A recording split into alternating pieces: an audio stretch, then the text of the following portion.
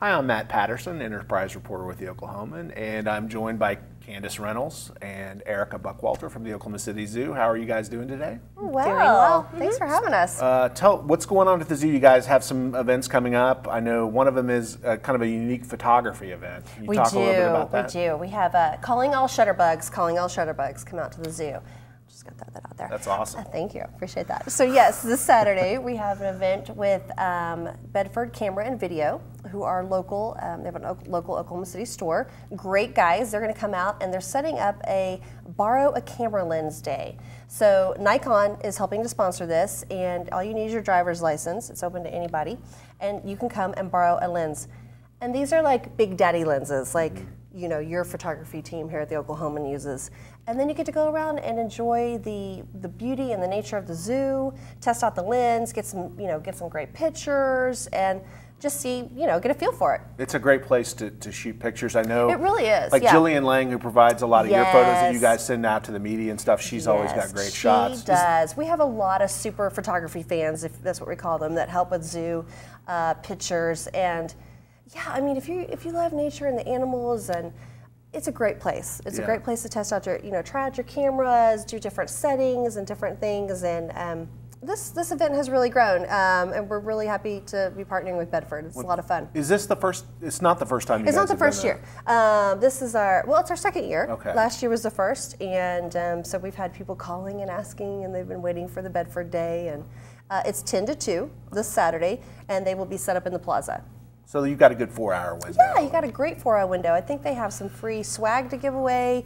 They've got some prints for some coupons, for some free prints. So, after you get those great pictures of the zoo, you can take them over to Bedford and get them printed. Yeah, the long lenses would be fun to use if you don't have access to them on a regular basis. Absolutely, absolutely. Very cool. And you also have the OBI, Oklahoma Blood Institute. You have some stuff going on with them too. We are getting ready to kick off our annual partnership with Oklahoma Blood Institute. And this is one that I'm really proud that the zoo participates in. So summer is one of the biggest need times of the year for OBI. Their blood banks get low on supply, on blood, and so they need people to donate. It's just people are home during the summer. There's potential for more accidents and things of that nature. So they really, really need people to donate. So we have teamed up with OBI, and when you donate blood from May 16th through August 31st, you get a voucher good for 2 tickets to the zoo. And you get a really, really cool T-shirt this year that says "You ought to give blood," and it has a picture of of a cute little otter on it. Oh, cool! I know. You can't go wrong. And then we also, if you can also get memberships. I know this summer's a busy time for you guys. You have a lot of people coming out to the zoo, and this is a good time to buy a membership if you want to come out a lot, I guess. Yes, our family memberships with the Oklahoma Zoological Society, OZS Zoo Friends, they're the best price they are all year right now. They're on sale at Mathis Brothers. You do have to purchase them at Mathis Brothers Furniture, but it's a short little drive and really worth the savings, and they're selling them there at the store through the month of May. I know those have been really popular. They have. They sell by the thousands this month, which is really, really exciting. Yeah, this is probably a really busy month for that, for sure. Yeah, it is. And the memberships are great. The family membership is 2 adults and up to 5 kids under the age of 18. I mean, if you come... And that's unlimited for a year, right? It is. It's unlimited for a year from the date of purchase, so... We also have coming up Endangered Species Day on May 20th. Yes. Erica, your job as a naturalist, talk a little bit about that event. So it's really neat. At the zoo, we have Endangered Species Day where we focus on a lot of the animals that we have at the zoo and their wild counterparts. And this is open to the public. Just come on to the zoo with your zoo admission or your Zoo Friends pass. And it'll be from 10 to 2 o'clock. There'll be booths set up all around the zoo with keepers and zoo staff telling you about animals, having crafts for the kiddos to do. And one of my favorite things that's going to happen is we have a little partnership with Pino's Palette in Bricktown. They're going to come down and bring this big old canvas with an animal sketched out on it. And as you pass by, you'll be able to paint a little bit. Cool. Which is pretty cool. You get to add in your little mark on the canvas. Yeah, make your mark. Make your mark, exactly right. And you brought somebody with us today, today, right? Oh, I did. We'd love to bring guests, of Yeah, course. of course. It wouldn't be the zoo if you didn't bring a friend. All right, give me just a second. I don't even know who she brought when you're today. putting on gloves. I am putting on gloves, but you'll see why when I bring her out. All right. This is Pascal. Okay. Hello, Pascal We were just talking about art. I love it. is a Solomon Island skink. And they are endemic to the Solomon Islands, right off of, or right near Papua New Guinea. So that endemic word means they're only found in that place. Now, on their island, it's heavily impacted by logging, and the natives eat them, unfortunately.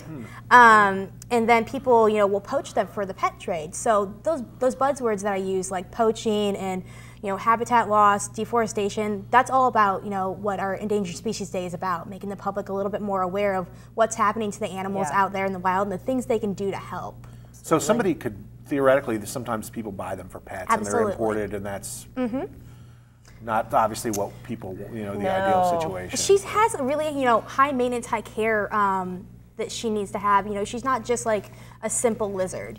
She has a specific diet that she needs. They're vegetarians, so they only eat leafy greens and fruits and things like that. And the amount that they need, sometimes people just can't provide that. They don't understand the uptake to have an animal like this, to have an exotic. Why the gloves? What's Good question. So if you guys can get a good look, it might be hard for everybody else to see. She's got some long nails. Okay. So she's an arboreal animal, which means that she only lives up in the trees. And the habitat she's in is the rainforest, which rains every single day. So having these, really sharp claws helps her really stay on those branches that might be slick. A lot of times people think endangered species, they think elephants, tigers, which of course are, but gorilla is another one. But there are a lot of smaller animals too that kind of fit that bill. Absolutely, and I'm glad that you brought up those big species. We like to call those big species umbrella species.